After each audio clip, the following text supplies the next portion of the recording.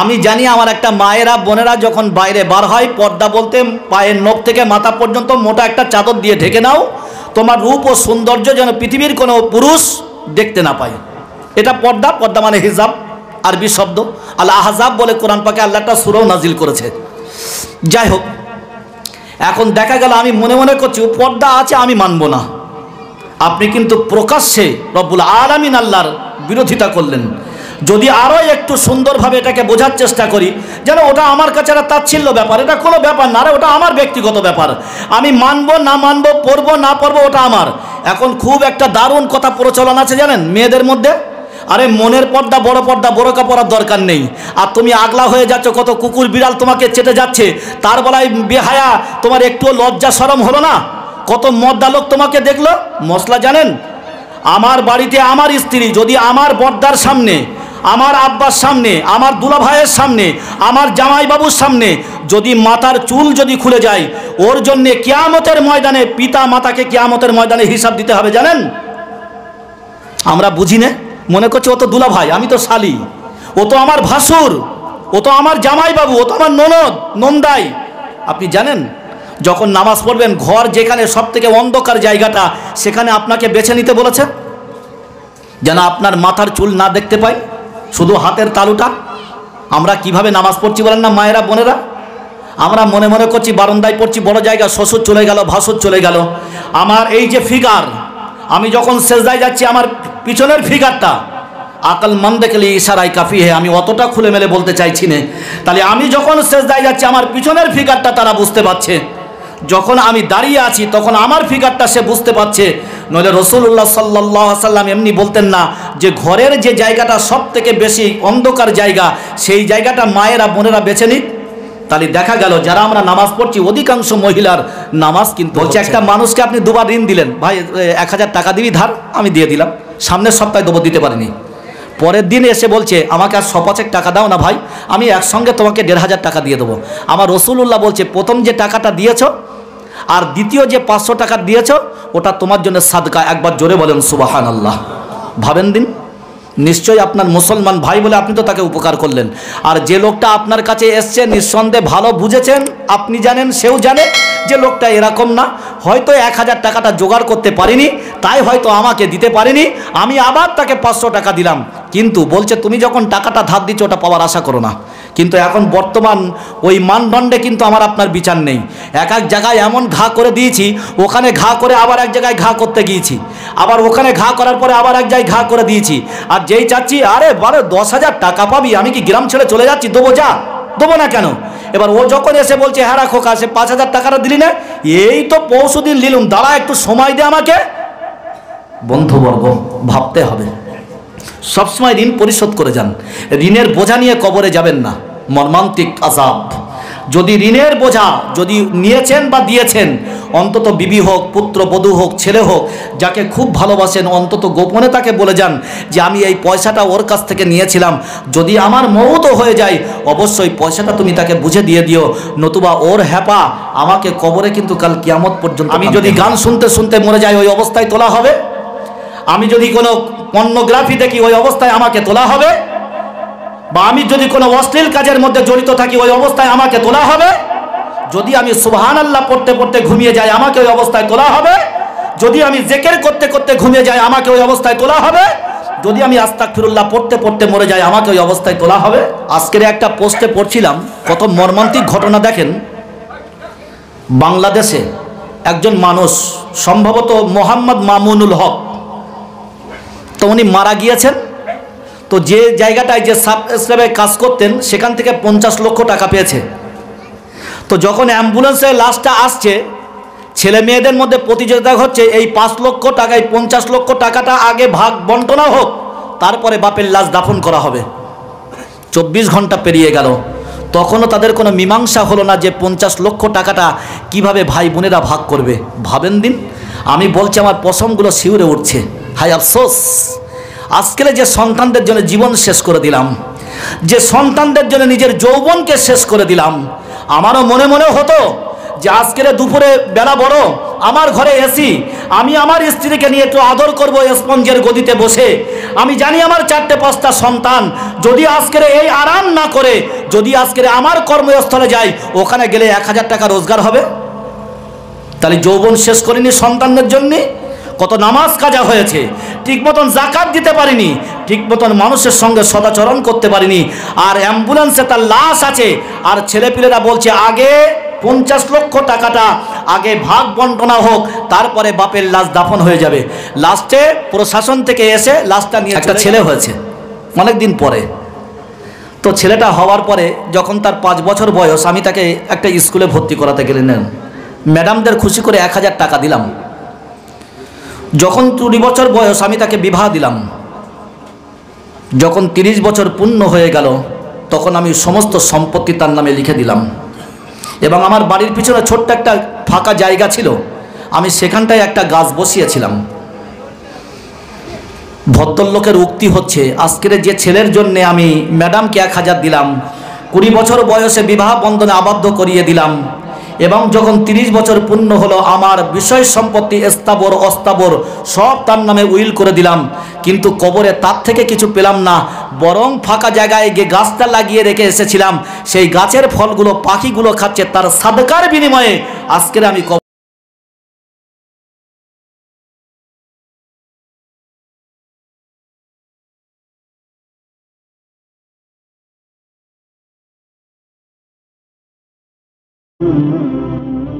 শ্রদ্ধেয় মুআজ্জাজ মুকাররম গ্রামবাসী ভাই সকল, আজকে জলসার সম্মানিত সভাপতি এবং আমন্ত্রিত ওলামায়ে কেরাম, সামনে বসা জ্ঞানী গুণী সুধী সম্মানিত শ্রোতা ভাই সকল, খুব মুক্তাসার সময়, মোটামুটি 11টা 50 মধ্যেই সমাপ্ত করব ইনশাল্লাহ।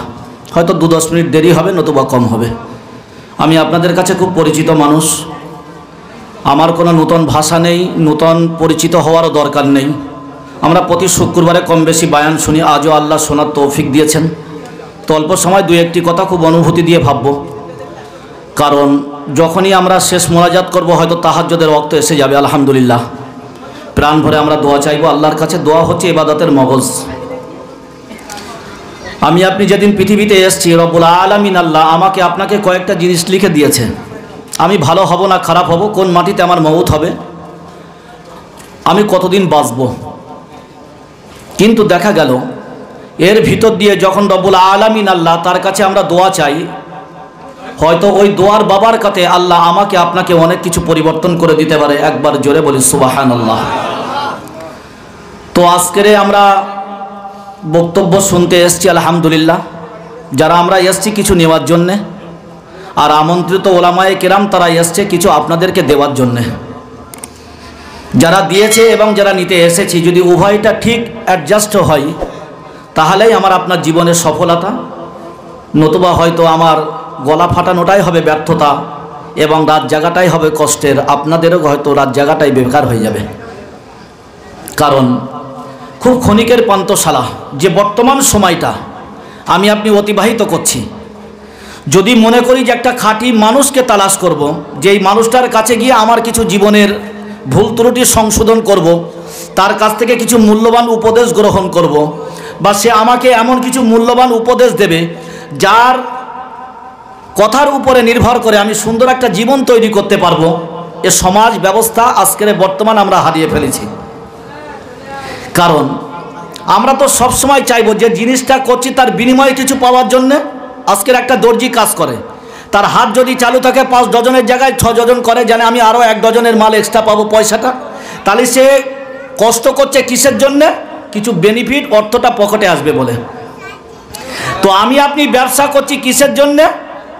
লাভের জন্যে, যেন তার বিনিময়ে কিছু আমরা পাই এবং আমার জীবন নির্বাহ হবে সর্বদিক দিয়ে। এখন কিছু ব্যথা নেব না। এই মোটামুটি গতকাল আমাদের 25শে ডিসেম্বর গেল। যাক আলহামদুলিল্লাহ, কম বেশি মেহনত করে হোক, সংগ্রাম করে হোক, মানুষের কাছে গিয়ে হোক, আমরা যারা খেলা চালিয়েছি, যাদেরকে আমরা নিয়ে এসেছি, আর যাদের কাছে জয়ী এবং বিজয়ী দল যারা আমরা অ্যামাউন্টটা পেয়েছি, দেখা গেল গাটির থেকে বড় প্লেয়ারদের আরও 3-4 হাজার টাকা করে দিতে হলো। খুব ভালো করে ভাবেন দিন, খুব ভালো করে ভাবি। আমি ব্যথা দিয়ে বলছি না, একটা প্রসঙ্গ এসছে বলে আমি আপনাদেরকে একটু বোঝানোর জন্য বলছি। কারণ আপনারা আমার বন্ধুর মতন। আমি আজকের দীর্ঘ বেশ কয়েকটা বছর খুব পরিচিত আপনাদের কাছে। আমি চাইবো একজন ইমাম হিসাবে আপনাদেরকে সুন্দর একটা রাস্তা দেখানো, এটা আমার নৈতিক কর্তব্য। আপনারা মানবেন মানবেন না, শুনবেন শুনবেন না, আমার পিছনে আলোচনা করবেন বা করবেন না, এটা আমার দেখার বিষয় না। রেজেক যতদিন লেখা আছে শক্তি প্রয়োগ করেও আমাকে তাড়াতে পারবেন না। আর যেদিন আমার রেজেক ফুরিয়ে যাবে আপনারা টোটাল গ্রামবাসী শক্তি দিয়ে আমাকে রাখতেও পারবেন না, এটাই বাস্তবতা। তো তাহলে জাল কালকের যে কাজটা আমরা করলাম, তাহলে দেখা গেল ওতে কোনো লস হয়নি, লস হলো লাভ হয়নি। যদি মনে করতাম ওখান থেকে 2 লক্ষ টাকা পেয়েছি, এদেরকে দিয়েছি 30,000, 1,70,000 প্রফিট, আমরা ফিস্টি করব, গান বাজনা শুনবো, ফুর্তি করব, আমোদ করব, যাই করব, একটা রাস্তা ছিল, ওটা তো হারাম। বরং যে আমরা হাততালি দিয়েছি, উচ্ছৃঙ্খল করেছি, রাস্তা দিয়ে স্লোগান দিতে দিতে এসেছি, যদি শরিয়াতের দৃষ্টান্ত থেকে মাপকাঠিতে ওটা ফেলা হয়, তাহলে দেখা গেল আমি আপনি কাজটা ঠিক করিনি। আমি আপনাদের বারণ করছি না, বলো আপনারা করেন, সেটা আপনাদের ব্যাপার। কারণ আমি আপনাদের হিসাব মাহাশারের ময়দানে দেবো না। আর আমি লুকিয়ে যদি কোনো গুনাহ করি, আমার হিসাবও আপনার কিয়ামতের ময়দানে কেউ দেবেন না। আমি কবরে চলে যাব, কবর কি ব্যবহার করছে আমার সঙ্গে দুনিয়ার কোনো মানুষ জানতে পারবে না। আর আপনারা আমাকে কি গালাগালি দিয়েছেন না আলোচনা করেছেন, সেটাও কিন্তু আমি বলতে পারবো না। তো যাক, আলহামদুলিল্লাহ, দীর্ঘ রাত, পরিবেশ খুব সুন্দর শান্ত, আমরা সবাই সম্মিলিতভাবে এখানে এসেছি আলহামদুলিল্লাহ কিছু নেওয়ার জন্যে। তো আমার সাবজেক্ট দুটো এই অল্প সময়ের মধ্যে খুব ভালো করে শুনি, মায়েরা বোনেরা যেখান থেকে যে যেখানে শ্রুতিগোচর হচ্ছে শুনি। আল্লাহর কোরআন বলছে ইন্না শিরকা লাযুলমুন আযীম, শিরক সবথেকে বড় গুনাহ। মান কানা ইয়ারজু লিকা রাব্বিহি ফালিয়ামাল আমালান সলিহা ওয়া লা ইউশরিক বিইবাদাতি রাব্বিহি আহাদা ওয়া কুল আলহামদুলিল্লাহিল্লাযী লাম ইয়াত্তাখিয ওয়ালাদা ওয়া লাম ইয়াকুল লাহু শারীকুন ফিল মুলক ওয়া লাম ইয়াকুল লাহু ওয়ালিয়্যুম মিনাদ-দুল্লি ওয়া কাব্বিরহু তাকবীরা। তাহলে প্রত্যেকটা আয়াতের মাঝখানে মাঝখানে শেষে বা প্রথমে আল্লাহ শিরকের কথা কম বেশি বলেছে। আমি রাতের অন্ধকারে একটা মেয়ের সঙ্গে ব্যভিচার করলাম, আমার মহল্লার কেউ দেখতে পায়নি, অনুশোচনা হলো, মনে মনে করলাম কাজটা খারাপ করেছি। রাতের অন্ধকারে নিস্তব্ধতা বিরাজ করছে, মানুষের কোলাহল বন্ধ, একটা কাও নেই, কেউ নেই। আমি অজুখানায় গিয়ে গোসল করে অজু করে 2 রাকাত নামাজের নিয়ত করলাম, এর সেজদায় গিয়ে অত্যন্ত কাঁদলাম যে আল্লাহ আমি ভুল করেছি, আমি শয়তানের ফেরায় এটা করে ফেলেছি, আমি বুঝতে পারিনি মালিক। তো তুমি যদি আমার কথা না শোনো, তুমি যদি আমাকে মাদাদ না করো, তুমি তো বলেছো তো তোমার পৃথিবীতে কোটি কোটি তোমার বান্দা আছে, কিন্তু আমার তো তুমি রব একা। তুমি তো বলেছো কোনো ভিক্ষুককে খালি হাতে ফিরিয়ে দিও না, তো আমি তো সব থেকে বড় ভিক্ষুক তোমার কাছে। মালিক আমি ভুল করেছি, তুমি আমাকে ক্ষমা করে দাও। আল্লাহ ক্ষমা করে দেবে।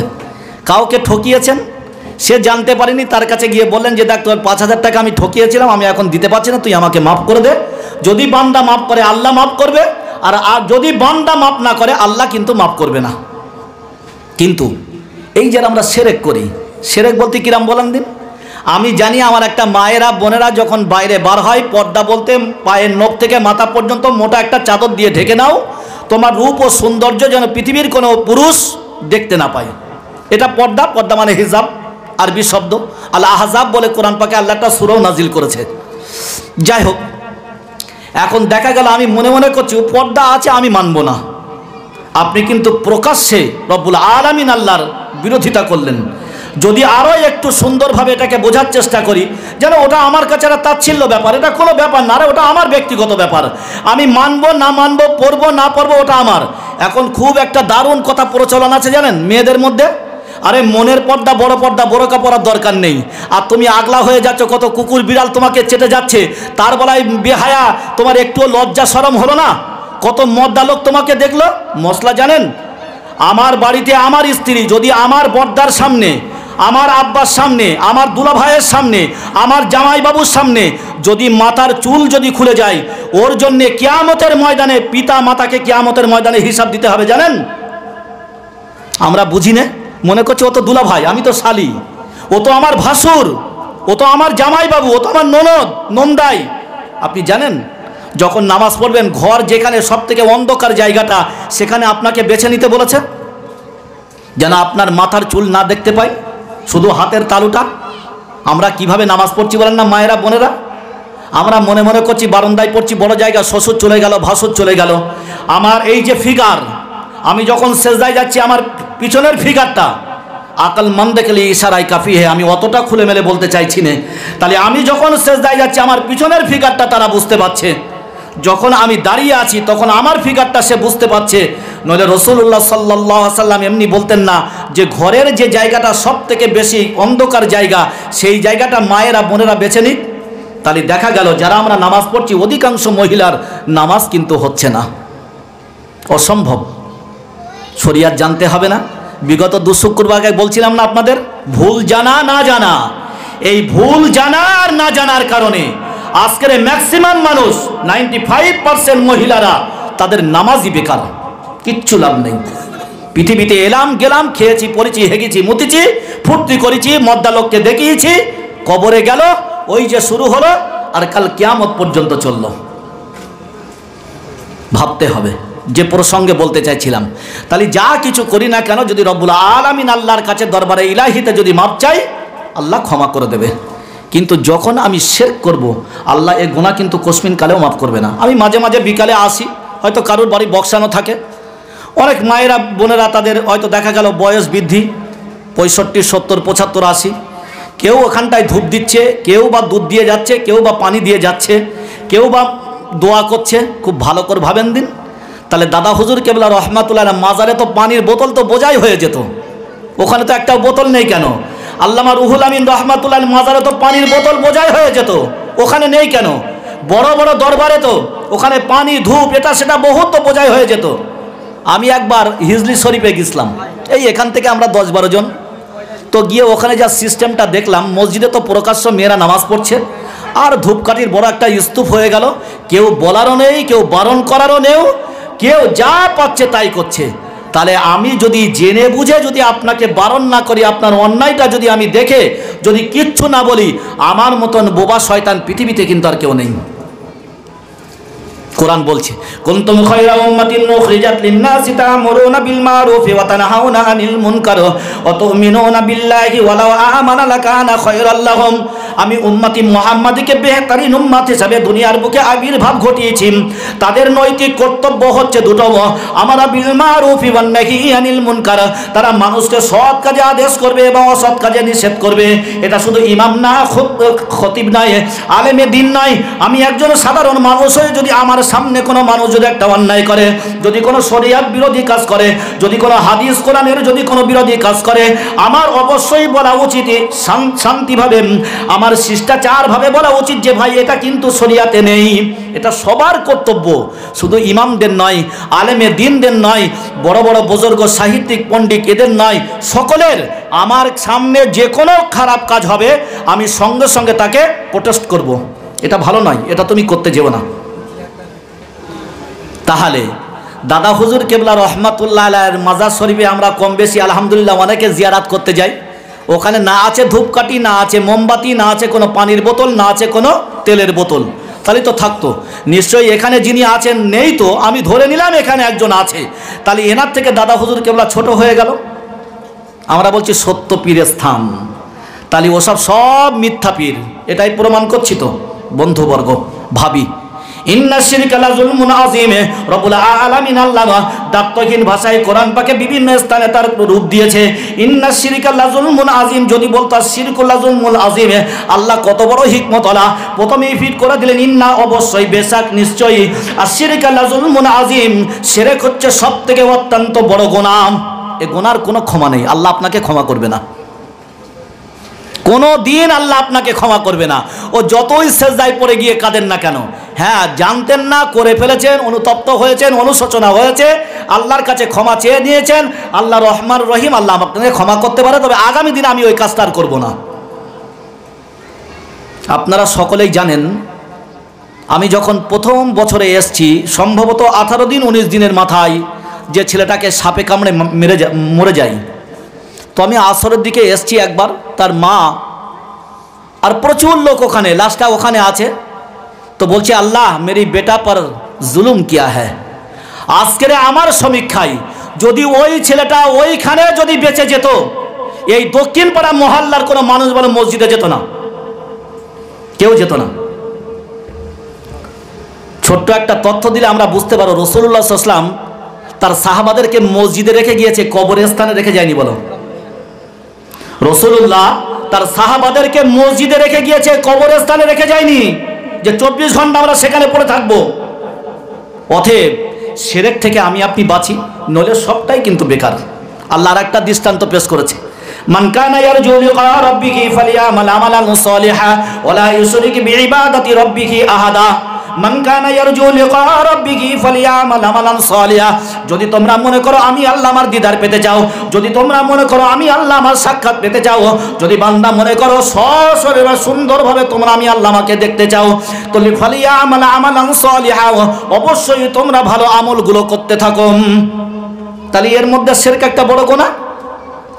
তাহলে দেখা গেল আমি এই যে শিরকটা করছি, আমি ধূপ দিলাম, বাতি দিলাম, দুধ দিলাম, আর ওই পানি নিয়ে যদি মনে করি আমার ভালো হয়ে গেল, আমি খোদার কসম করে বলছি, আপনারা সাক্ষী যারা মাইকের আওয়াজ শুনছে, যদি ওই মায়েরা বোনেরা কোনো বেটা ছেলে মদ্দালোক যেই হোক না কেন, যদি বলে এইখানে পানি পড়ার পর থেকে আমার শরীর সুস্থ হয়ে গিয়েছে, আমি আল্লাহর সাক্ষী রেখে বলছি বারহাক ও শিরক করলো, ও গুনাহ আল্লাহ জীবনেও মাফ করবে না। আপনি মনে করছেন এখান থেকে পানি নিয়ে আল্লাহ আপনার দাওয়া দিয়ে দিল? তাহলে আল্লাহ কোরআন পাকে বলতো না ওয়ানাজ্জিলু মিনাল কুরআনি মা হুয়া শিফা ওয়া রাহমাতুল লিল মুমিনিন, আমি কোরআনকে বান্দার জন্য শাফা হিসাবে পাঠিয়েছি? তাই তো আল্লাহ এটা বলতেন না। এবং ওয়া রাহমাতুল লিল মুমিনিন, মুমিনদের জন্য রহমত।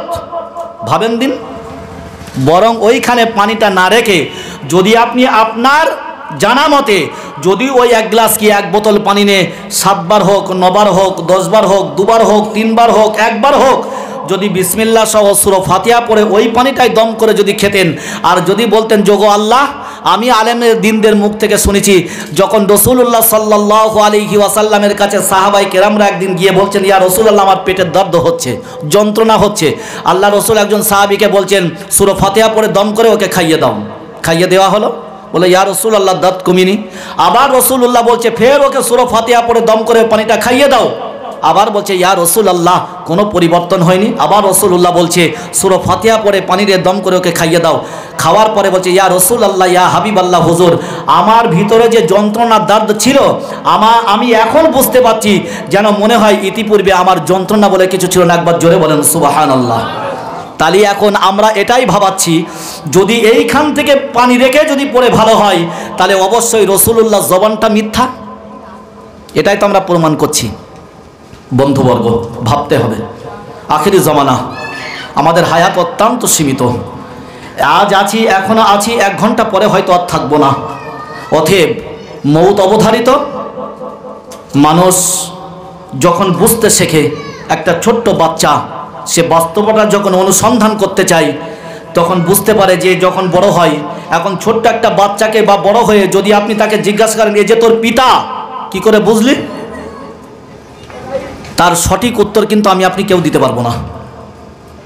ও আস্তে আস্তে যখন কথা বলতে শেখে, ও জানে মুখটা খুব পরিচিত। পিতামাতা সবসময় বাড়ি থাকে, একবার মায়ের কোলে, একবার বাপের কোলে, একবার ভাইদের কোলে, একবার চাচার কোলে, চাচির কোলে, ফুবুর কোলে, সবার কোলে। যেতে যেতে ও দেখে যে এটাই আমার পিতা। আস্তে আস্তে আব্বা বলতে শেখে, মা বলতে শেখে। তাহলে আমি আপনি সবাই জানি যে অবশ্যই মানুষ যখন বাস্তবটাকে অনুসন্ধান করতে শুরু করে, তখন তার ভিতরে অনেক কিছু ভুল কিন্তু আল্লাহ তাকে ক্ষমা করে দেয়। অতএব জানতে হবে, কারণ আমরা জানি রাসূলুল্লাহ পৃথিবীতে আর আসবে না, আখিরি জামানার পয়গম্বর এবং খাতিমুন নবিয়্যিন। আমরা জানি কোরআনের নিশানি কেউ মেটাতে পারবে না। আল্লাহর কোরআন বলছে ওয়া ইন কুনতুম ফি রাইবিম মিম্মা নাযালনা আলা আবদিনা ফাআতু বিসূরাতিম মিন মিসলি। যদি তোমরা মনে করো যে এটা মানুষের বাণী, তাহলে এরই মতন সুন্দর একটা সূরা তোমরা নাজিল করে দেখাও। যদি তোমরা দেখাতে পারো বিশ্বাস করে নেব।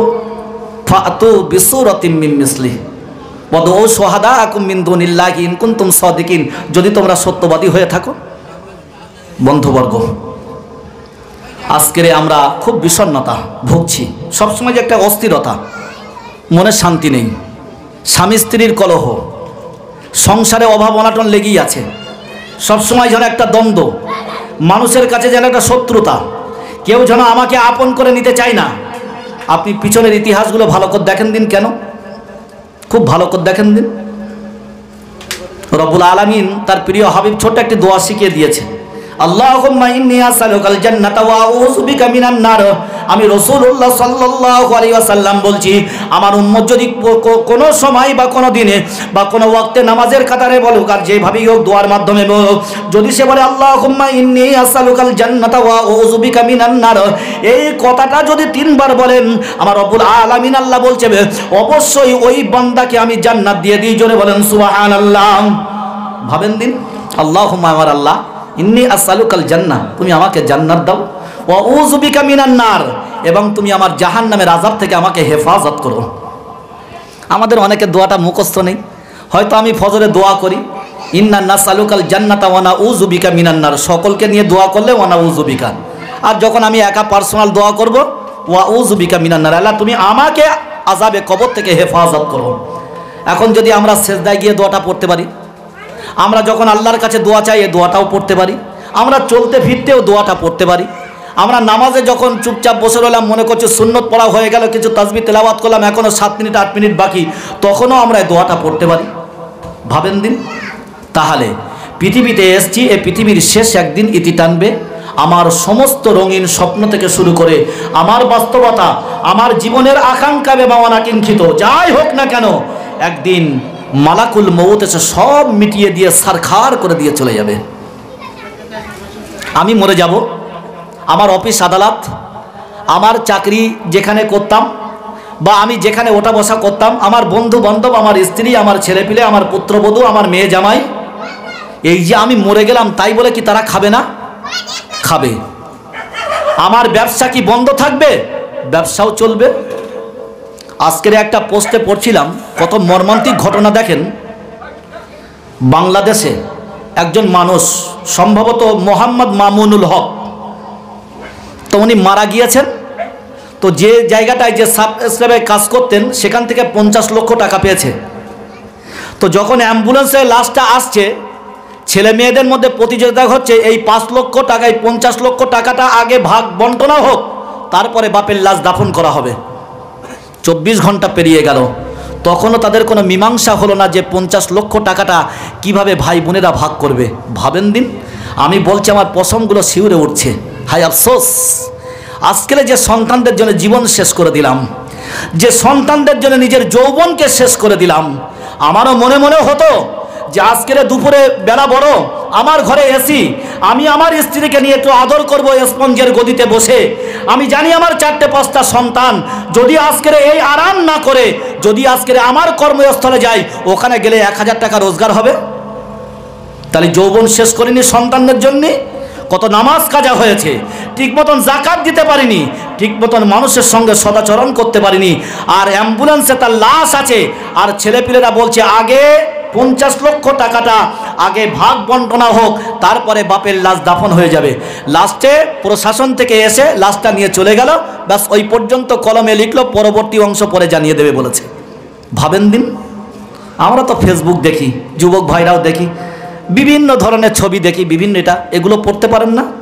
কত জ্ঞান ফেরে বলেন দিন। আজকের যদি আমি ওইটা না জানতে পারতাম, আমি তো আপনাদের শেয়ার করতাম না। আজকের চোখে পড়ে গেল পড়তে পড়তে একটা পোস্ট, বা খুব সুন্দর, তো আমি আপনাদের কাছে শেয়ার করলাম। নবী দিবসে একটা ঘটনা বলছিলাম, একটা ছেলে হয়েছে অনেক দিন পরে। তো ছেলেটা হওয়ার পরে যখন তার 5 বছর বয়স, আমি তাকে একটা স্কুলে ভর্তি করাতে গেলেন, ম্যাডামদের খুশি করে 1000 টাকা দিলাম। যখন 20 বছর বয়স, আমি তাকে বিবাহ দিলাম। যখন 30 বছর পূর্ণ হয়ে গেল, তখন আমি সমস্ত সম্পত্তি তার নামে লিখে দিলাম। এবং আমার বাড়ির পিছনে ছোট্ট একটা ফাঁকা জায়গা ছিল, আমি সেখানটায় একটা গাছ বসিয়েছিলাম। ভদ্রলোকের উক্তি হচ্ছে, আজকের যে ছেলের জন্য আমি ম্যাডামকে 1000 দিলাম, 20 বছর বয়সে বিবাহ বন্ধনে আবদ্ধ করিয়ে দিলাম, এবং যখন 30 বছর পূর্ণ হলো, আমার বিষয় সম্পত্তি স্থাবর অস্থাবর সব তার নামে উইল করে দিলাম, কিন্তু কবরে তার থেকে কিছু পেলাম না, বরং ফাঁকা জায়গায় গিয়ে গাছটা লাগিয়ে রেখে এসেছিলাম, সেই গাছের ফলগুলো পাখিগুলো খাচ্ছে, তার সাদকার বিনিময়ে আজকের আমি কবরে কিছু পাচ্ছি। ভাবেন দিন, কি মূল্যবান উপদেশ। তাহলে সন্তান তো আমার আপনার জন্যে ফিতনা। ইয়া আইয়ুহাল্লাযীনা আমানু লা তুলহিকুম আমওয়ালুকুম ওয়ালা আওলাদুকুম আন যিকরিল্লাহ ওয়া মান ইয়াফআল যালিকা ফাউলাইকা হুমুল খাসিরুন। আল্লাহ ইয়া আইয়ুহান নাস লোক সকল বলিনি, আল্লাহ বলেছে ইয়া আইয়ুহাল্লাযীনা আমানু, হে উম্মতে মুসলিমা, লা তুলহিকুম ওয়ালা আওলাদুকুম, অবশ্যই তোমাদের জন্য ধ্বংস তোমাদের মাল তোমাদের সন্তান। ভাবেন দিন, অবশ্যই তো ঠিকই তো বলেছ, সন্তান আর মাল আমার জন্য ধ্বংস না ফিতনা না? আন যিকরিল্লাহ, বরং আল্লাহর স্মরণ থেকে তোমাদেরকে ফিরিয়ে রাখে। বাস্তব তো। তাহলে আমার আমল আমাকে করতে হবে, আমার পাতে আমাকে সংগ্রহ করতে হবে, আমার হিসাব কবরে আমাকে দিতে হবে। অতএব আমি কেন এদের জন্য কেন গুনাহ করছি, আর কেন বা কি হিসাব দেবো সেদিন ওইখানে গিয়ে? বন্ধুবর্গ, একটু ভাবি। যাক, ছোট্ট একটা ঘটনা বলে আমি আমার বক্তব্যের রীতি টানবো। একটু দরুদ শরীফ পড়ি, আল্লাহুম্মা সাল্লি আলা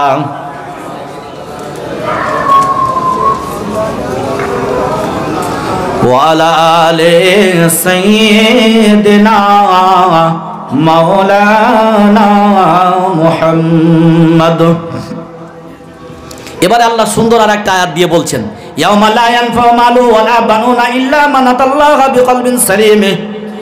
ইয়াউমা লা ইয়ানফাউ মালু ওয়ালা বানুন, নিশ্চয় কিয়ামতের ময়দানে, মাহশারের ময়দানে, মুসিবতের দিনে, কঠিন দিবসে, সেদিন তোমার সন্তান, তোমার মাল সম্পদ কোনো কাজে আসবে না।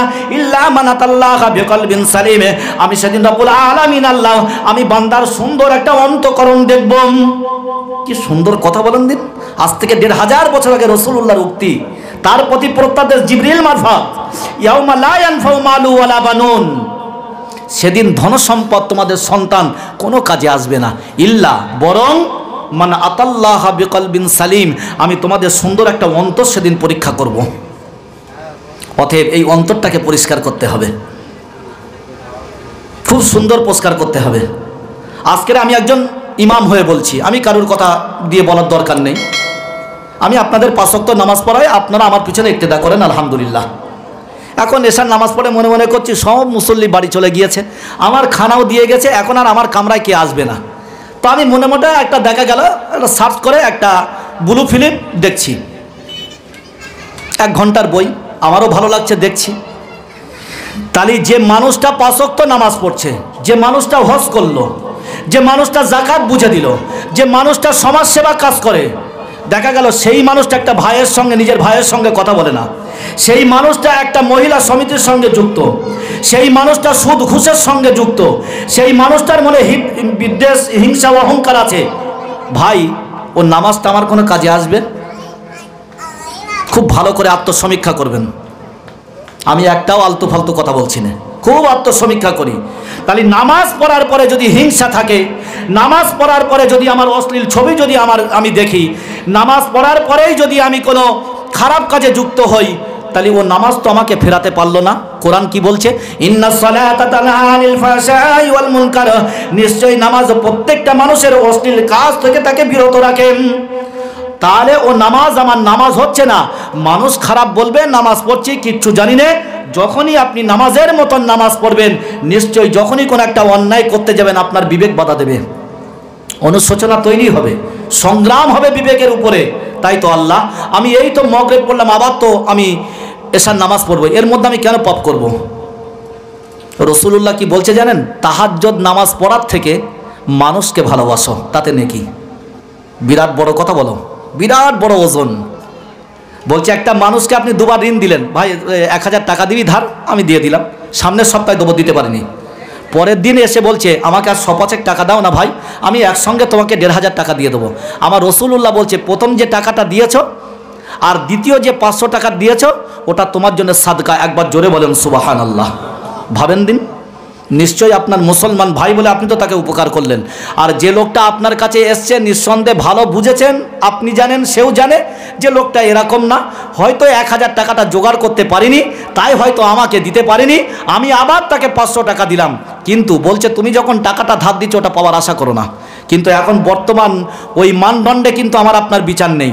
এক জায়গায় এমন ঘা করে দিয়েছি, ওখানে ঘা করে আবার এক জায়গায় ঘা করতে গিয়েছি, আবার ওখানে ঘা করার পরে আবার এক জায়গায় ঘা করে দিয়েছি।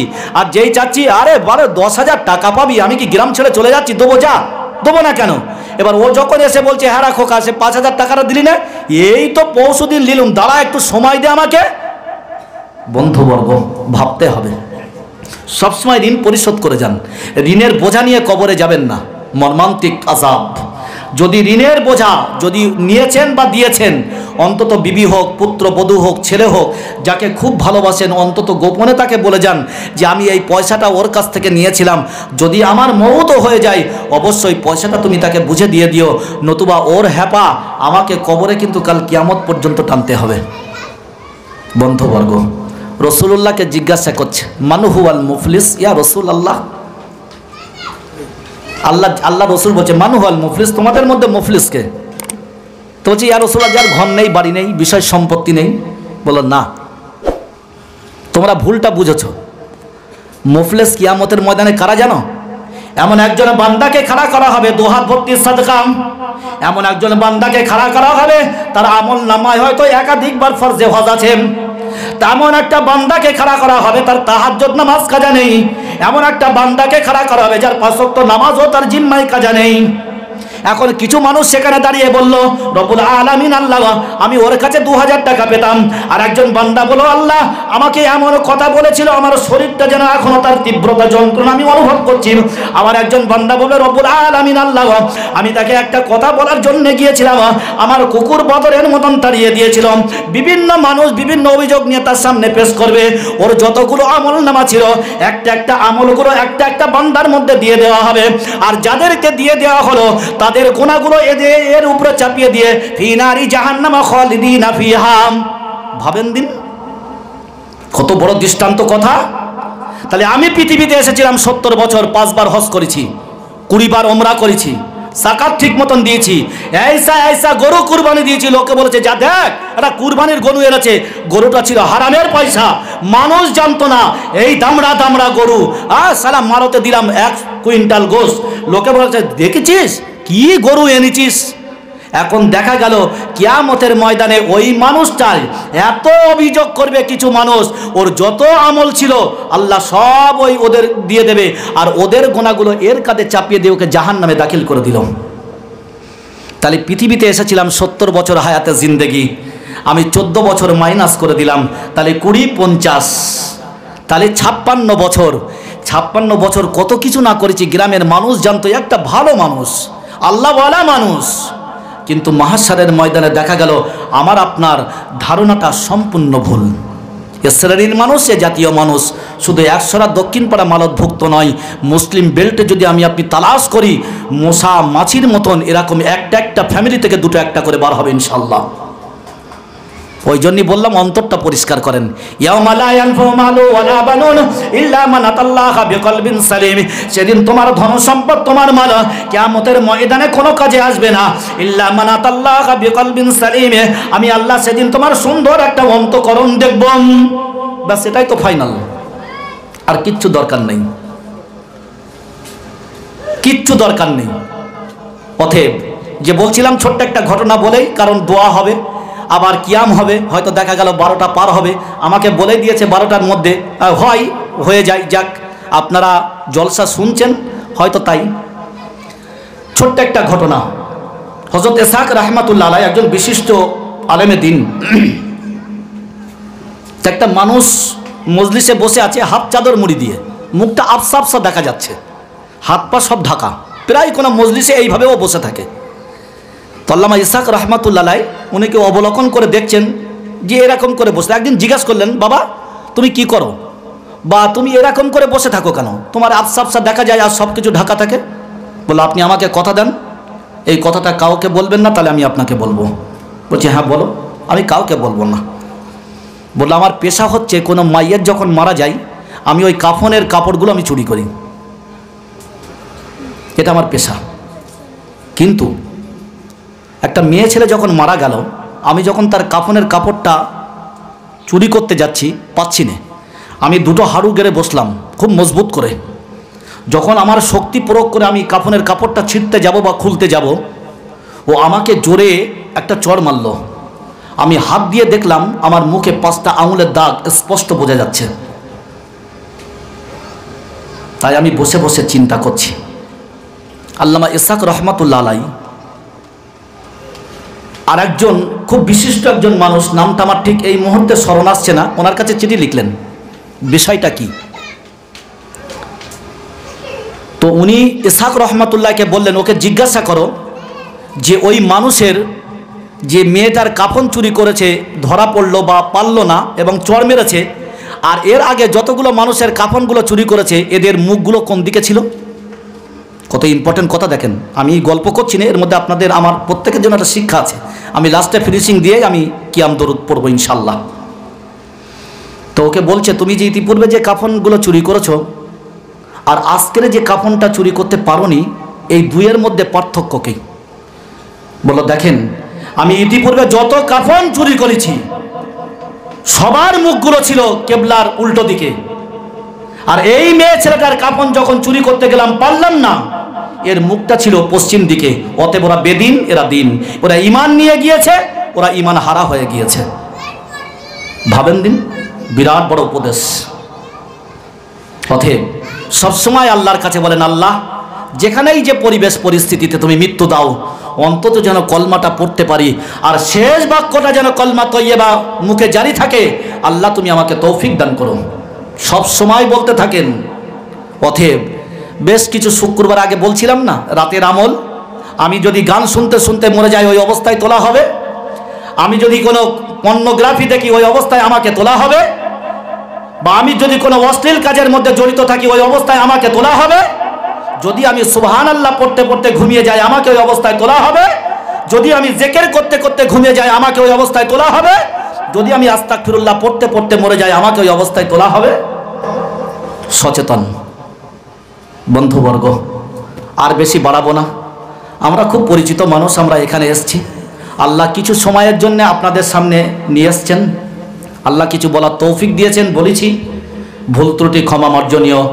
রব্বুল আলামিন আল্লাহ যতটুকু আমাকে এবং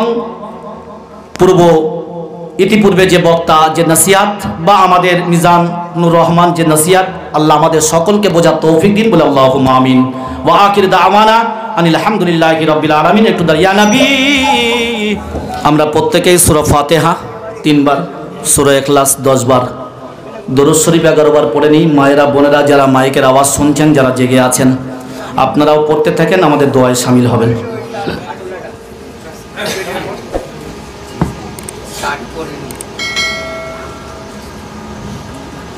এদিকে জায়গা আছে, যারা দাঁড়িয়ে আছেন দোয়া করেন ভদ্রভাবে, ওইভাবে দাঁড়িয়ে কষ্ট করে দোয়া হয় না। যারা চেয়ারগুলো ফাঁকা আছে এসে বসেন, যেগুলো খালি নেই সেটা ব্যতিক্রম। স্টেজেও খালি আছে অনেক, এখানেও এসে বসতে পারেন, কোনো অসুবিধা নেই। আমরা বাইরের ছেলে না, গ্রামের ছেলে, গ্রামের জলসা। অতএব স্টেজে বসবো, এতে কোনো লজ্জা শরমের কোনো ব্যাপার নেই। সুষ্ঠুভাবে সুন্দরভাবে ভদ্রতার সঙ্গে দোয়ায় শামিল হন।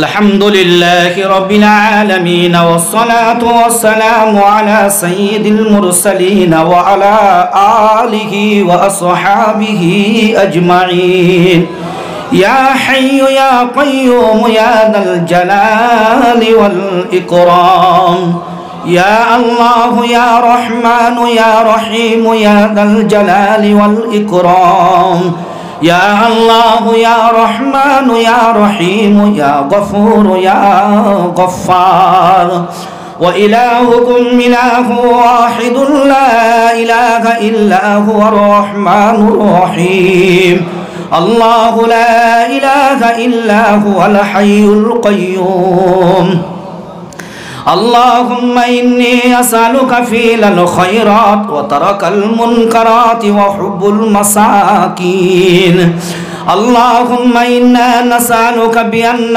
أشهد أنك أنت الله لا إله إلا أنت الأحد الصمد الذي لم يلد ولم يولد ولم يكن له كفوا أحد اللهم اغفر لي ذنبي كله دكه وذله وأوله وآخره وسره وعلانيه اللهم إنا نسألك حسن الخاتمة مع كلمة التوحيد موتا شهيدا وأدخلنا الجنة الفردوس الأعلى بلا حساب ولا عذاب يا رب العالمين ربنا ظلمنا أنفسنا وإن لم تغفر لنا وترحمنا لنكونن من الخاسرين ربنا لا تزغ قلوبنا بعد إذ هديتنا وهب لنا من لدنك رحمة إنك أنت الوهاب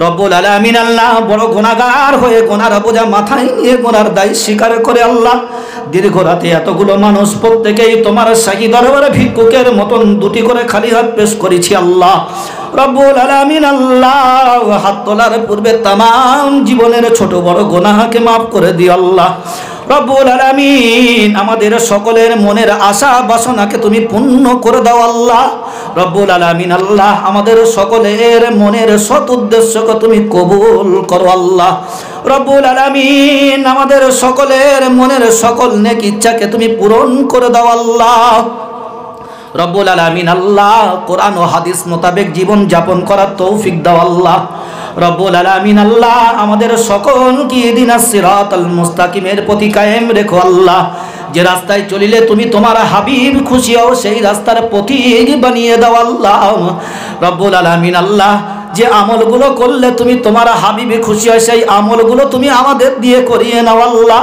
রব্বুল আলামিন আল্লাহ সারা বিশ্বের উম্মতে মুসলিমাকে হেফাজত করো আল্লাহ কত মানুষ কত হালাতে কত জায়গায় কত পেরেশানির মধ্যে আছে প্রত্যেকের পেরেশানিকে তুমি দূর করে দাও আল্লাহ কত তোমার বান্দা রিজিকের অভাবে ভুগছে রিজিকের ব্যবস্থা করে দাও আল্লাহ কত তোমার বান্দা ঋণগ্রস্ত হয়ে আছে পরিশোধ করার তৌফিক দান করো আল্লাহ কত তোমার বান্দা কন্যা দায় হয়ে আছে সুপাত্রের ব্যবস্থা তুমি করে দাও আল্লাহ কত মানুষ আল্লাহ বিবাহ বন্ধনে আবদ্ধ হয়েছে সন্তান হয়নি সন্তান দিয়ে মায়ের কোলকে তুমি ঠান্ডা করে দাও আল্লাহ রব্বুল আলামিন আল্লাহ কত তোমার বান্দা বান্দি কঠিন রোগে আক্রান্ত তোমার রহমতের দৃষ্টি দিয়ে সাফা দাও আল্লাহ কত তোমার বান্দা ইচ্ছা ছিল হয়তো মজলিসে এসে একটু জলসা শুনবে শারীরিক উন্নতি বা অবনতি কিছুই হয়নি যার ফলে আসতে পারেনি তুমি তাকে সুস্থ দান করে দাও আল্লাহ রব্বুল আলামিন আল্লাহ আমাদের মাঝে প্রেম প্রীতি ভালোবাসা বিরাজ করে দাও আল্লাহ একে অপরের প্রতি সহানুভূতিশীল হওয়ার তৌফিক দাও আল্লাহ মানুষ হিসাবে মানুষকে ভালোবাসার অনুভূতি দাও আল্লাহ হিংসা ও অহংকারকে তুমি দূর করে দাও আল্লাহ ভাই ভাই মিল মহাব্বত করে দাও আল্লাহ আমাদের সকলকে পঞ্জেগঞ্জে নামাজ বা জামাতে আদায় করার তৌফিক দাও আল্লাহ রব্বুল আলামিন আমাদের রুজি রোজগারে বরকত দান করো আল্লাহ আমাদের কারবারে তারাক্কি দান করো আল্লাহ আমাদের হালাল হারামকে বেঁচে চলার তৌফিক দাও আল্লাহ রব্বুল আলামিন আল্লাহ তুমি তোমার হাবিব যেভাবে ব্যবসা করতে বলেছো সেইভাবে ব্যবসা করার মানসিকতা তৈরি করে দাও আল্লাহ রব্বুল আলামিন আল্লাহ আমরা কত কথা বলেছি কত কথা শুনেছি আল্লাহ হয়তো স্মৃতিপটে কিছু আছে কিছু হারিয়ে ফেলেছি আল্লাহ আয় আল্লাহ যাতে না হারায় যেগুলো শুনেছি অন্তত আমল করতে পারি সেই মন প্রাণ তুমি আমাদেরকে তৈরি করে দাও আল্লাহ রব্বুল আলামিন আল্লাহ আমাদের সকলের অন্তরকে তুমি পরিষ্কার পরিচ্ছন্ন বানিয়ে দাও আল্লাহ আমাদের প্রত্যেকের সুন্দর একটা অন্তঃকরণ তুমি দান করো আল্লাহ রব্বুল আলামিন আল্লাহ রাতের আধারে দিনের আলোতে প্রকাশ্যে জানা অজানা ইচ্ছায় অনিচ্ছায় না জানি কত গুনাহ করেছি আল্লাহ নফসের বশীভূত হয়ে শয়তানের প্ররোচনায় না জানি কত গুনাহ করেছি আল্লাহ বান্দা গুনাহ করতে ভালোবাসে তুমি আল্লাহ ক্ষমা করতে ভালোবাসো সেই আশা নিয়ে ব্যতীত হৃদয় নিয়ে তোমাকে এক আল্লাহ বলে বিশ্বাস করে আমিন আমিন করছি আল্লাহ আমাদের মধ্যে তুমি যাকে বেশি ভালোবাসো যাকে তুমি বেশি পছন্দ করো তার দোয়ার ওসিলা দিয়ে আমাদের দোয়াকে তুমি কবুল করো আল্লাহ এই মজলিসে কত মাসুম বাচ্চা আছে তাদের প্রতি এখন ইসলামের হক জারি হয়নি আল্লাহ ভালো মন্দর জ্ঞান অনুভূতিতে তাদের আসেনি আল্লাহ আমরা আমিন বলছি তারা আমাদের সঙ্গে আমিন বলছে আল্লাহ তাদের আমিনকে আমাদের আমিনের সঙ্গে তুমি কবুল করো আল্লাহ মায়েরা বোনেরা আমাদের সঙ্গে দোয়ায় আমিন আমিন করছি আল্লাহ আল্লাহ তাদের দোয়াকে আমাদের দোয়ায় তুমি শামিল করে নাও আল্লাহ রব্বুল আলামিন আল্লাহ জনম দুঃখিনী মা গর্ভধারিণী মা জন্মদাতা পিতা বড় নিয়ামত বড় সম্পদ আল্লাহ যাদেরকে হারিয়ে গিয়েছে তারা হয়তো আর খেদমত করার সুযোগ পেল না আল্লাহ। যাদেরকে তুমি হায়াতে দিয়েছো তাদের খেদমত করার সুযোগ দিয়েছো আল্লাহ, তাদেরকে বেশি বেশি খেদমত করার তৌফিক দান করো আল্লাহ রব্বুল আলামিন। আল্লাহ তোমার রাসূল বলেছে যে ঘরে মা আছে সে ঘরে জান্নাত। কত বড় সৌভাগ্য সেই বান্দা আল্লাহ যে মা হায়াতে আছে, তাকে সেবা করার তৌফিক দান করো আল্লাহ। সর্বদিক দিয়ে তাকে পরিষেবা দেওয়ার মানসিকতা তুমি তৈরি করে দাও আল্লাহ রব্বুল আলামিন। মা একটা অক্ষর, মা একটা অক্ষর আকার দিলে একটা বর্ণ তৈরি হয়, তখন শব্দ তৈরি হয় মা। একটা অক্ষরে তুমি কত মধু লুকিয়ে রেখেছো আল্লাহ রব্বুল আলামিন। মায়ের মতো আপন পৃথিবীতে আর কেউ নেই আল্লাহ। মায়ের মতো স্নেহ যত্ন ভালোবাসা প্রেম প্রীতি কেউ দিতে পারে না আল্লাহ রব্বুল আলামিন। আল্লাহ সেই মায়ের সঙ্গে হায়াতের জিন্দেগিতে কত অসদাচরণ করেছি আল্লাহ, কত ছোট বড় কথা বলেছি, কত কষ্ট দেওয়া কথা বলেছি, কত মুখের উপরে কথা বলেছি। আজকে সে মা কবরস্থ হয়ে আছে, জানি না তাকে কি অবস্থায় তুমি রেখেছো। তুমি ছাড়া পৃথিবীর কোন শক্তি বলতে পারবে না আল্লাহ। যদি আল্লাহ আযাবে কবর হয়ে থাকে তুমি ক্ষমা করে দিও আল্লাহ। জন্মদাতা পিতা কত কষ্ট করেছে, ত্যাগ স্বীকার করেছে, সকালে গিয়েছে সন্ধ্যায় এসছে আল্লাহ সন্তানকে প্রতিষ্ঠিত করার জন্যে, সন্তানকে ভালো পড়ানোর জন্যে, সন্তানকে ভালো খাবার দেওয়ার জন্যে। যৌবনকে নষ্ট করেছে, কত মিথ্যা কথা বলেছে আল্লাহ, গায়ের ঘামকে পানি করে দিয়েছে। যখন বলতো তখন কথাগুলো টক লাগতো, এখন মনে হয় যদি বা 12-10 বছর হায়াতে থাকতো অনেক কিছু করতে পারতাম রব্বুল আলামিন। আল্লাহ যদি আমার দ্বারা কোনো ব্যথা পেয়ে থাকে তুমি ক্ষমা করে দিও আল্লাহ। পিতৃকুল মাতৃকুল শ্বশুরকুল শাশুড়িকুল নানাকুল নানিকুল দাদাকুল দাদিকুল যারা চলে গিয়েছে কেরামের তরফ থেকে আল্লাহ, মায়েরা বোনেরা ভাইয়ের আল্লাহ, আমরা 17টা কোরআনে খতম করেছি আল্লাহ। 5000 কলমা শরীফ পড়া হয়েছে, 5000 দরুদ শরীফ পড়া হয়েছে আল্লাহ। কয়েকবার সূরা ইয়াসিন, কয়েকবার সূরা রহমান তেলাওয়াত করা হয়েছে। এতগুলো মানুষ নাপাক জবানে আল্লাহ সূরা ফাতিহা, সূরা ইখলাস তোমার হাবিবের উপরে প্রাণ ভরে কয়েকবার দরুদ শরীফ পাঠ করেছি আল্লাহ। এর বদৌলতে কবরগুলোকে আল্লাহ তুমি জান্নাতের বাগান বানিয়ে দাও আল্লাহ। কবরগুলোকে জান্নাতের টুকরাই পরিণত করে দাও আল্লাহ। কবরগুলোকে তুমি প্রশস্ত করে দাও আল্লাহ।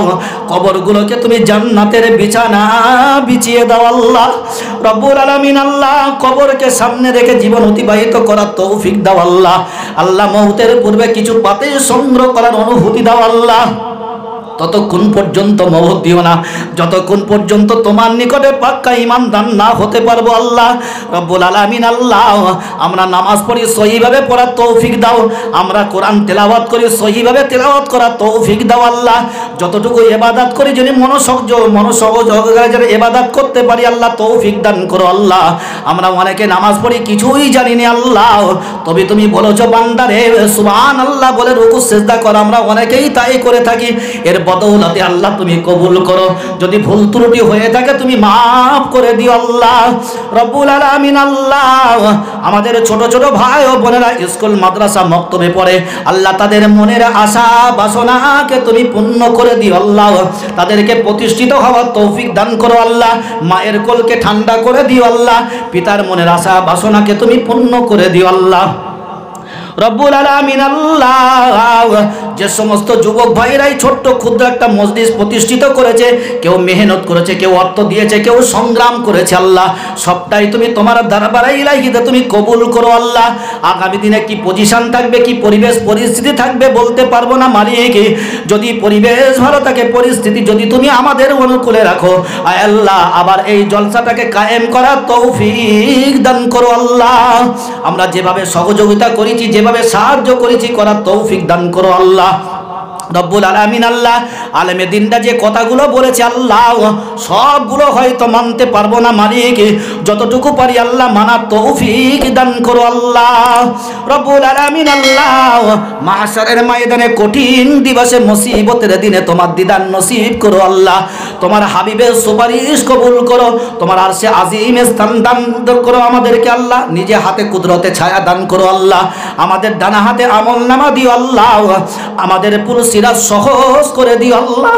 ১,৫০০ বছরের রাস্তা, তোমার হাবিব বলেছে চুলের থেকে সরু, তরোয়ালের থেকে ধার। আমাদের কমজোরি ঈমান আল্লাহ, আমরা কোনোদিন পার হতে পারবো না। তোমার দয়া, তোমার মায়া, তোমার করুণা, তোমার রহমত যদি না হয় আল্লাহ, আমরা কোনোদিন পার হতে পারবো না আল্লাহ। তোমার দয়া, তোমার মায়া, তোমার রহমতের কুদরতের দৃষ্টি দিয়ে আমাদেরকে পার করিয়ে দিও আল্লাহ। রব্বুল আলামিন আল্লাহ, আমাদের যে ঘরে তুমি জন্ম দিয়েছ সেই ঘরেই মওত দান করো আল্লাহ। আমাদের সকলকে আপন জনের কাছে মওত দিও আল্লাহ। এমন একটা জায়গায় মওত দেবে আমরা জাতিতে মুসলিম কেউ হয়তো শনাক্ত করতে পারবে না। হয়তো জানটা ছিল একটু পানি পিপাসার জন্য কাতরাবো, সেদিন এক গ্লাস পানি দেওয়ার মতন কেউ থাকবে না আল্লাহ। রব্বুল আলামিন আল্লাহ, আপন ঘরে মৃত্যু দিও এবং শেষ বাক্যটা আল্লাহ কলমা তৈয়বা যেন পড়তে পারি তৌফিক দান করো আল্লাহ। রব্বুল আলামিন আল্লাহ, তখনই তো সার্থকতা হবে যদি ঈমানটা নিয়ে মৃত্যু হয় আল্লাহ, নলে জীবন সবটাই তো বেকার হয়ে যাবে আল্লাহ। কবরে যাব, দুই ধারের মাটিগুলো চূর্ণ বিচূর্ণ করবেন, বিষধর সাপগুলো দংশন করতে থাকবে, গাল দিয়ে ঢুকবে, নাক দিয়ে বার হবে, নাক দিয়ে ঢুকবে, গাল দিয়ে বার হবে। সহ্য করতে পারবো না আল্লাহ। তুমি তো বান্দাকে পৃথিবীতে পাঠিয়েছো জাহান্নামে দেওয়ার জন্য নয়, তুমি তো পাঠিয়েছো জান্নাতে দেওয়ার জন্য আল্লাহ। তুমি সেই বান্দাদেরকে জান্নাতের আমলগুলো তুমি করিয়ে নাও আল্লাহ, যাতে কবরের আযাব থেকে নিষ্কৃতি পাই, যাতে জান্নাতে যেতে পারি, যাতে কৌসারের পানি পান করতে পারি, যাতে তোমার দিদার নসিব হয়, যাতে তোমার হাবিবের সুপারিশ ভাগ্যে জোটে। সেই আমলগুলো তুমি আমাদের দিয়ে করিয়ে নাও। তুমি তো গফুর, তুমি তো গফফার, তুমি তো রহমান, তুমি তো রহিম। তোমার এত দয়া, এত মায়া আল্লাহ। মা সন্তানকে যতটা ভালোবাসে তুমি তো তোমার বান্দাদেরকে তাদের থেকে বেশি ভালোবাসো আল্লাহ। বান্দা গুনাহ করতে পারে, তুমি তাকে ফিরিয়ে দাও আল্লাহ। বান্দা হারাম খেতে পারে, তাকে তুমি সঠিক বুঝদান করো আল্লাহ। বান্দা ব্যভিচার করতে পারে, তাকে তুমি ফিরিয়ে দাও আল্লাহ। বান্দা নাফরমানি করতে পারে, তাকে তুমি পরিবর্তন করে দাও আল্লাহ। তুমি তো সব পারো, তোমার দয়ার তো কোনো শেষ নেই আল্লাহ। তোমার রহমতের কিঞ্চিত দৃষ্টি দিয়ে আমাদেরকে তুমি পরিবর্তন করে দাও আল্লাহ। রব্বুল আলামিন আল্লাহ, কাদার ঘরে কাদা দিয়ে ঢেকে দেবে, মাটির ঘরে মাটি চাপা দিয়ে সবাই চলে যাবে। ওই সময়টা বড় অসহায় হয়ে যাব আল্লাহ। তোমার দয়া, তোমার মায়া, তোমার করুণা, তোমার রহমতের দৃষ্টি দিয়ে আল্লাহ আমাদের সকলের জবানের জড়তা কাটিয়ে সাফ করে আল্লাহ 3টি প্রশ্নের উত্তর তুমি বলিয়ে নিও আল্লাহ। তুমি যদি না বলাও কারো শক্তি নেই বলাতে, আর তুমি যদি বলিয়ে নাও কেউ বাধা দিতে পারবে না আল্লাহ। আমাদের সকলের কবরগুলোকে প্রশস্ত করে দিও আল্লাহ।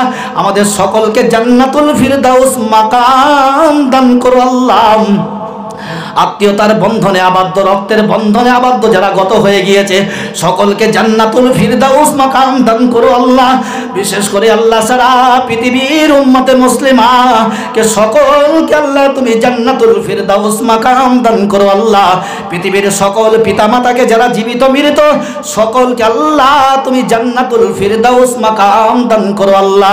রব্বুল আলামিন আল্লাহ, এ তৌফা সর্বাগ্রে সর্বপ্রথম দু জাহানের বাদশা তোমার প্রিয় হাবিব সাইয়্যিদুল মুরসালিন খাতিমুন নবিয়্যিন শাফিউল মুযনাবিন কোরআন ঘোষিত রাহমাতুল লিল আলামিন জনাবে মুহাম্মদুর রাসূলুল্লাহ সাল্লাল্লাহু আলাইহি ওয়াসাল্লামের রূহ মুবারক সবটুকু পৌঁছে দিও আল্লাহ।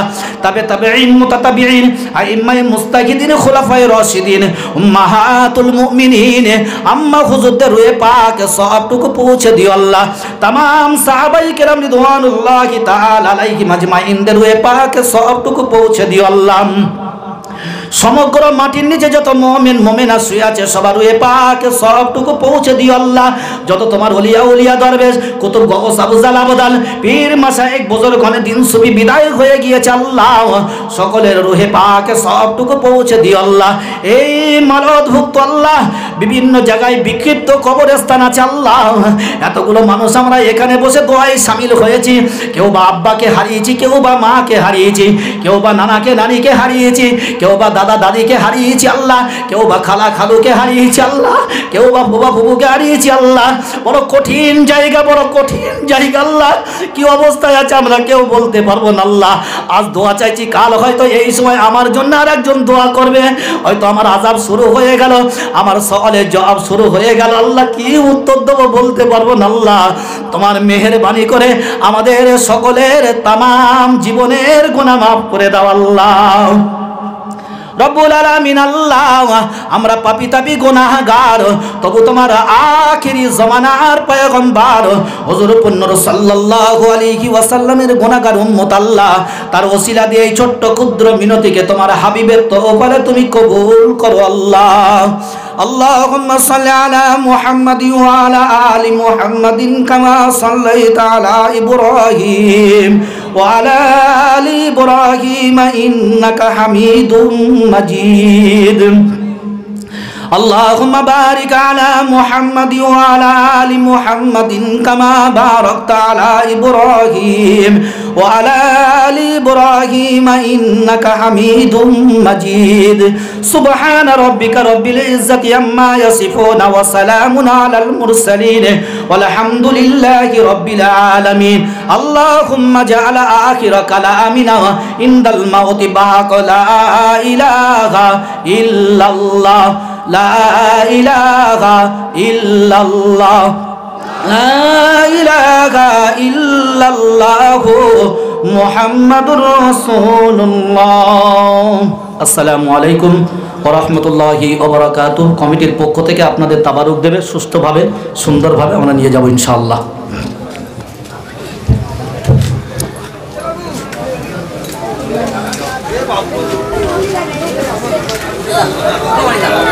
Come on.